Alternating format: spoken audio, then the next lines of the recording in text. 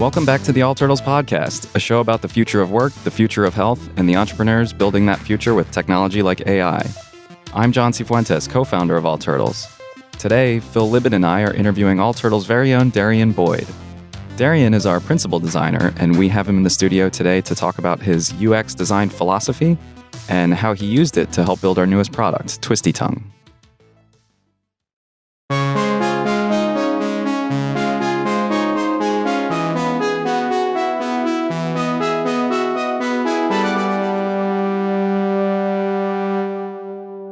So today in the studio, we have Dairien Boyd, principal designer at All Turtles. Hey, Dairien. Hello. Hey, Dairien. Hello. Thank you for having me. Yeah, thanks for coming on the show. So you're a principal designer at All Turtles. What is that? Can you tell us just about your background, how you got here? Sure. So I've been at All Turtles for almost 2 years now. And as Really? principal... Wow, yeah, I guess that's right. Yeah, it's been a while. It goes fast. Time moves very quickly. And so... I've actually had the fortune of working on a large majority of the projects here at All Turtles. As principal designer, I get to wear a lot of different hats and sort of get in where you can fit in, depending on what place each of our studio companies is at. They might need help in actual IC work, so I get to work in design alongside other designers on the team. Sometimes it's thinking through some product decisions, or even helping them think about the type of design help or product help they might need more full-time on their team. So yeah, I've been able to jump around a lot, which is great because I really like learning from all of the talented people within the studio. We have pretty distributed teams here. We're working kind of all over the place, right? You've worked on projects between San Francisco and Tokyo and Paris and some other cities that we have teams in. What's that like? And what are some of the challenges of trying to wrangle together a bunch of people from all over the globe? Yeah, for me, it's really exciting. It actually invigorates me. Great. Because for me, it's exciting, but it's also a little bit exhausting. I don't find it exhausting, actually. I think it gives me energy. For me, a great atmosphere for design is having a diversity of thought, people with unique experiences and knowledge that can all bring that together, share it, and help us problem solve in ways that we probably wouldn't have been able to unlock on our own. And so getting to know individuals from other cultures, like in Japan and in Paris, we've been able to learn a lot and bring in their perspective into our problem solving. Talk about some of the tools that we're using here to manage a collaborative design effort. Well, we are big fans of Figma at All Turtles. We've probably been mostly full-time on Figma for a year now. Yeah, Figma is like my new favorite thing in the world. Yeah. It's taking over the design world for obvious reasons, I think. And so there have been projects where we have designers here in the U.S., San Francisco, Tokyo, and then in Paris. And because of those time zone splits, we're working 24 hours, literally round the clock. So I might create a bunch of designs and share it with the design team. And when I wake up in the morning, there's probably double the amount of work. And so we've been able to move really quickly. We unblock ourselves. So I think part of the problem-solving process is this ebb and flow of having creativity and idea and then sort of being stuck, kind of spinning your wheels. But when we bring in those unique perspectives and we're moving almost twice the speed, we don't feel as blocked. And so I think we've been able to come up with great ideas, great solutions through that process. Yeah, Figma is like my favorite part of coming in to work every day. I've been involved in a few of the design projects over the past couple of months since I kind of got in. I think I was kind of late to the Figma party. I hadn't used it in the first year or so that we had it here. And it's like the most like playing a real-time strategy game that I've ever seen working. Just like see the big picture. I can tell in real time what everyone is working on. I can zoom in on things. We can have like little side huddles about any particular things that anyone's doing. It's kind of amazing. Like it's the sort of thing where it's now hard to think of a world before there was Figma in it. Like, I'm not sure what I did 6 months ago. And it's really only been like 6 months since I've been using it. Yeah, I feel very similarly. It unleashes magic, I think, right? There are times where we're searching hard for magic, but if we are sort of blocking ourselves, making it too hard to collaborate or share ideas or move the needle, a tool like Figma I think really opens up this world where the magic just flows very organically. I've worked in environments before with designers where designers often like to hold projects close, sort of in a silo. It's like their baby as they incubate it, and they're a little bit vulnerable. They don't want to share it quite yet. But with Figma, that's just not allowed. We have to be sharing everything all the time. And so I think it's really changed just the atmosphere and the way in which we hold each other accountable throughout the design process. So one of the latest projects you're working on, an All Turtles product called Twisty Tongue. So can you tell our listeners what is a Twisty Tongue? Yeah, Twisty Tongue is a lot of fun. It's unique in that way at All Turtles. It's basically a game that allows or challenges really people to practice tongue twisters. And we found that tongue twisters are something that are prevalent throughout the world, regardless of whether you speak English or Spanish, German, French. You've probably learned a tongue twister early on in your adolescence. And they're these nonsensical, very imaginative phrases that are difficult to pronounce. I slit the sheet I slit, and on the slitted sheet I said. I'm not going to try to repeat that, but yeah, that's exactly it. That's Steve Martin. Totally. A common one is maybe like Peter Piper picked a peck of pickled peppers. Sure. I thought I was going to mess it up, but yeah. And so, again, they're very imaginative, and that sort of lends well to illustrations. And we found a way to turn the idea of tongue twisters into Twisty Tongue, which is a game that challenges you to practice these phrases, and you get to reveal beautiful artwork that touches that imagination, creativity. I recall a kind of a origin story of this product. Was there like a specific moment or interaction where you thought this would be a thing? I'm remembering something about our Japan team. Yeah, absolutely. So if you maybe speak English as a second language, an English tongue twister is probably more challenging than for someone like myself that's been speaking English my whole life. And the Japan team almost entirely speaks English as a second language. They were visiting, I want to say in January, for a team offsite, and we had an early prototype, a very rough version of the game. And the interactions were rudimentary, but they worked. You could record your tongue twister, and it would give you some sort of score. And in a social setting, we're eating pizza, drinking beer, just having a good time. The game comes out, someone's sharing it with another team member, and before you know it, it was being passed around the entire group. And you can see the delight in people's eyes as they were seeing like who could get the better score, and there were a lot of laughs at the poor pronunciation of some of the words. So there was a little spark of magic that I think encouraged us about the project.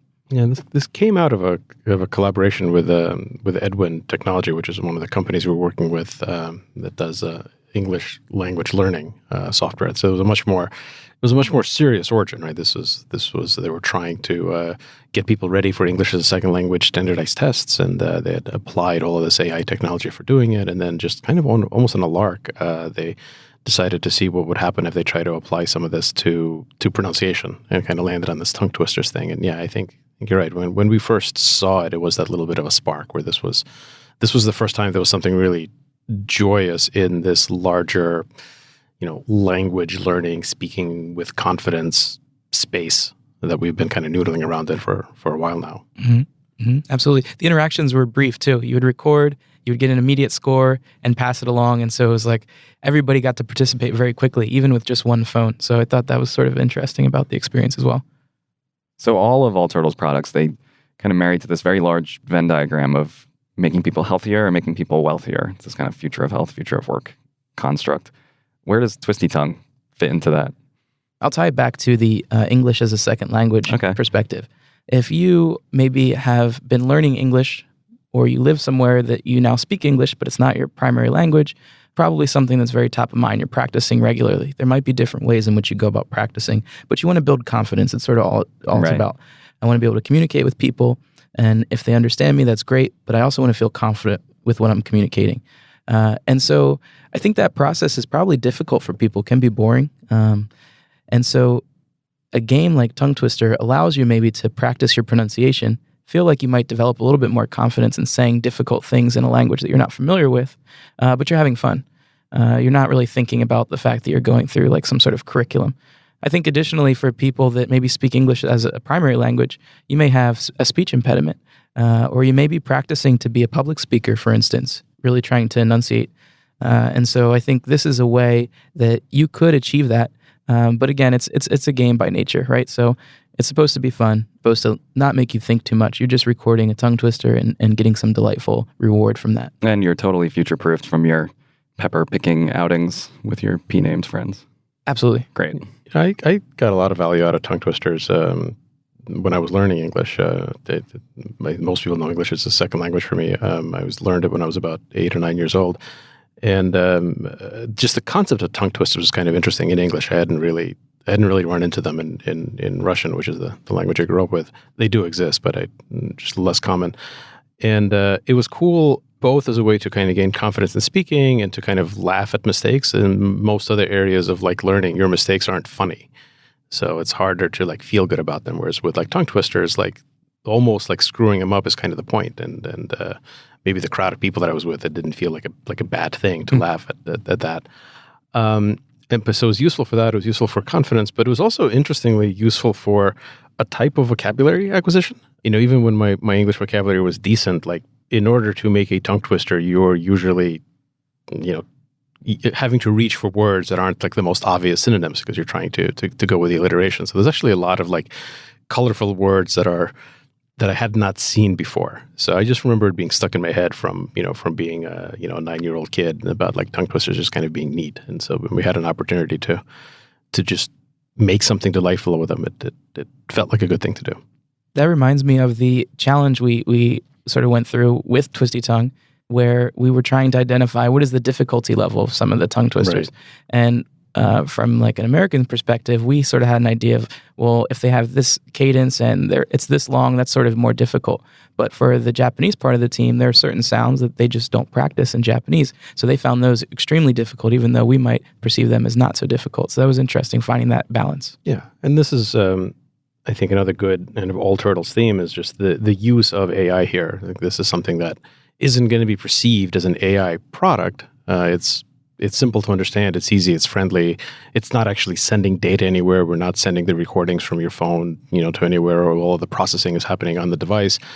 This would have been really, really, really tough to do a few years ago. Like the tech involved in actually having the phone listen to your pronunciation and figure out what you're pronouncing right and wrong is pretty non-trivial. It fits that criteria of like, we want to do things that we can make delightful and solve a real problem. That would have been ridiculously harder had we tried it a few years ago. So this kind of fits into this perspective. Dairien, can you talk about any of the early kind of design processes that you went through? Like, what were some of the early meetings with whom, whether it's designing an interaction or the visual style? Like, what were some of the things that you guys did? Yeah, I think when we made the shift to focus on Twisty Tongue really full time, get in deep with the product and understand, well, what could this be? We spent a little bit of time with the core team, Edwin, that had created the first prototype. And we just want to understand what was their vision. Where were they going with the product? And from there, it followed a non-traditional path, I think, relative to many of the other products at All Turtles. There wasn't like a core problem statement that we were designing around. We already had some key interactions that we knew would persist even in like the final version of the product.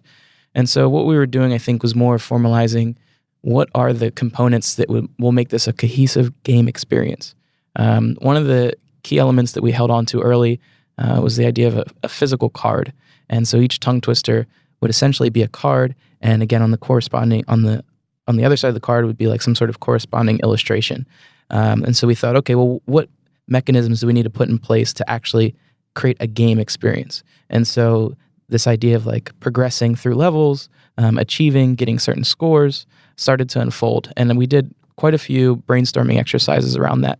We looked at other games that we really enjoyed playing, and we were starting to borrow different aspects of the games that we thought would make sense for a card-like game where you're recording your own voice. So where can people play with this? Where can people use it? It is right now an iOS game. It'll be available on the App Store, and you'll be able to play with, I think it's available on all iPhones. So that's the only... Oh, and iPads as well, I suppose, right? You could potentially play. I don't know. We need to... I don't think we tested it much on iPad, so I'd say probably safer on iPhone. Safer on the iPhone. Yeah. Okay, cool. Twisty Tongue's kind of a fun project, relatively short build for the kind of things we worked on. It's just, a couple of months, almost a training session and a palate cleanser for more substantive projects that we've got going on now. What kind of lessons do you think you best learned from Twisty Tongue that could be applied to bigger things? Yeah.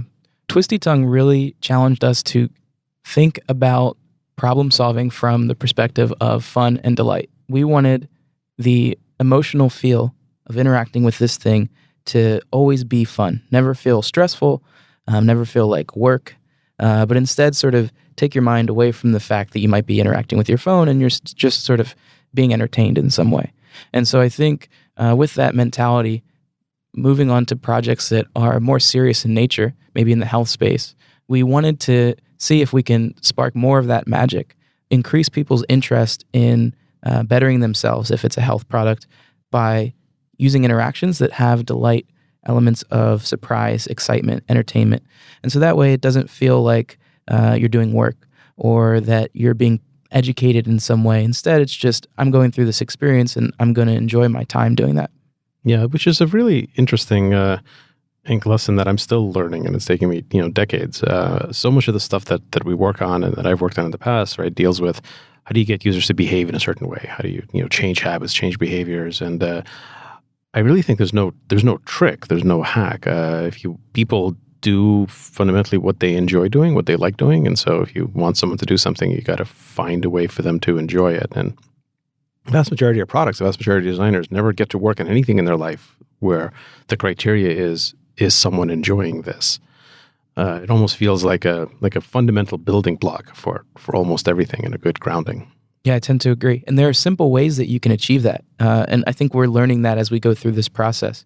We're fortunate enough to have an incredibly creative team. Our illustrator, Carlos, is able to bring things to life with imagery very quickly so we can prove out these concepts. And we're always looking for ways to incorporate that little touch of delight because I think every little bit adds up and it eventually culminates into an experience that people truly enjoy. And the really interesting thing working on something like Twisty Tongue, which is more of a game, is that like in a game, it's like the purest essence of this. You don't have the fig leaf. You can't pretend that something is actually fun or engaging kind of when it isn't, because that's kind of the whole point of it. So it forces you to be really honest about the experience that you've made and like, is it something that people would want to do? Because they're not really doing it for any reason other than they want to. And the benefits can come from that. We're working together now, you and I, on Vitally, our big healthcare system in the US and Japan, and there's lots of really fun things that we're trying to build into that. But, people are theoretically using it for really good health outcomes, which is almost like a crutch. It's like we can use that as a way to not actually design the fun interactions to be genuinely fun, because we can always be like, yeah, but people aren't really doing this for fun. They're really doing this to help with pre-diabetes or something. But that's almost like cheating. Like I think like victory is really there if we make it genuinely fun and engaging, beside what the other benefits are. And working on something like Twisty as something that has no fig leaf, has no crutches, just needs to be engaging or it fails, I think was, at least for me, really interesting. I tend to agree. I think about Vitally and I think about trying to encourage people to change their behaviors. And what is the main barrier to changing your behavior? Well, it might be that it's too difficult, or you don't know how to do it, or you don't have the time to do it. There are all these negative emotions around behavior change. So our core problem statement is that, look, people might be unhealthy, but they can change their health. They just don't have the tools or the mindset to do it. And so I think it attacks our problem statement perfectly to create an experience that's delightful and enjoyable. That's really cool. Well, Dairien, thanks so much for joining us. My pleasure. It was great to be on with you guys. Thank you.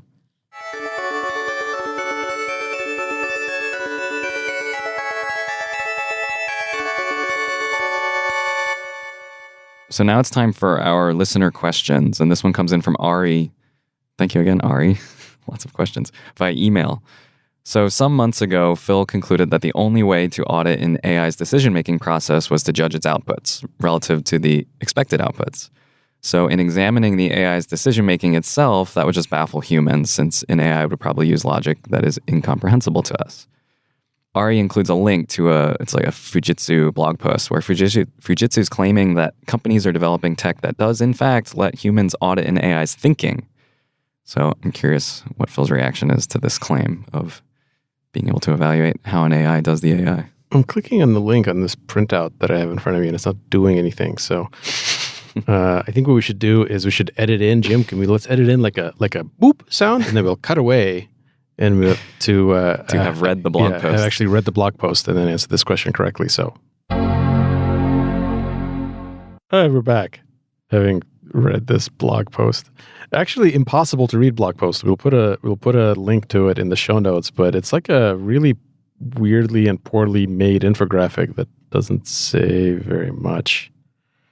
I definitely see what they're trying to do, and this is kind of a pet cause, right? For a lot of people right now, the idea is as AI becomes more sophisticated, and obviously there's lots of different types of AI, so we're just kind of using that as a general category. Its thinking is going to be really hard to understand, and so how do we know what it's going to decide? So Fujitsu here has this approach of theoretically having the AI explain the decision making. I think this will work in some narrow circumstances, but I think honestly this is kind of bullshit. And it brings up the question that actually like AI is no more or less comprehensible than people. It's not like the way that people think and make decisions is comprehensible either. The way that a human brain makes a decision has very little to do with like how that human will then explain the decision, right? Like it's actually a very different part of your brain that synthesizes the story of like what your thought process was than your actual thought process. I think it has something to do with a glial cell. Yeah, I think it's pronounced glial. But it's not like we understand how humans make decisions. We're just comfortable with tens of thousands of years of language and being comfortable with how humans justify and like narrate how they make decisions, which isn't actually how decisions are made. Right. It's like the limit of our output is the easily explainable thing. I always think of it like in rolling dice. You can roll, probably a human can roll up to say 2 dice and be able to quickly identify what's happening just because that's the limit of our imagination or a limit of our computational ability. I don't know. I grew up playing Dungeons and Dragons. I can roll a lot more than 2 dice and know what's going on. Just instinctively. That's good. But yeah, no, I see. I mean, muggles, yeah, maybe muggles can only do 2. Yeah. Not like the elite D&D players out there. So I think, this really is going to get to, we don't really understand much of anything. Even before computers got involved, the concept of understanding is an interesting concept itself. We're just, we have a level of comfort around how we talk to ourselves about decisions and some level of comfort about the general quality of decisions and the outcomes. And all of that is going to have to get reevaluated through AI. Like, in fact, if anything, AI might be better at explaining its decision making than humans are, only in the sense that like someone can probably train an AI to figure out an also disconnected narrative that just like fits better inside of a human brain, which is also not really going to correspond to how its decisions are made. Just like a human narrative of how it makes a decision doesn't really correspond to it. So I think this whole thing is a little bit academic. I think what it really comes down to is it's what you said in your question originally. We should be clear about what outcomes we want. What are the KPIs that we want? What measurable things do we want to change in the world, and how do we want them to change? And then we should evaluate our progress or lack of progress based on how those things are changing, and not spend too much time really like navel gazing about, do we try to understand how AIs make decisions, or how people make decisions, or how good AIs are at lying to us about how they make decisions, or any of that stuff. Just like, what's the outcome that matters? Thanks, Ari. And for other listener questions, please send us an email at hello@all-turtles.com, or you can reach us on Twitter at @allturtlesco. This podcast is a production of the All Turtles Worldwide Media Empire. We recorded this episode in the world-class Donatello Studios in San Francisco, California. Thanks to Dairien Boyd for joining us this episode. If you have any questions, comments, or suggestions for future episodes, send us an email to hello@all-turtles.com. Marie reads every message. Thanks to everyone who made this episode possible, including Jim Metzendorf for editing, Marie McCoy-Thompson for producing, Chris Plug for his audio expertise, Micah Rivera for our artwork, and Matt Ammerman for our theme music. On behalf of Jessica Collier, Phil Libin, and yours truly, John Cifuentes, and the rest of the All Turtles team, thanks for listening.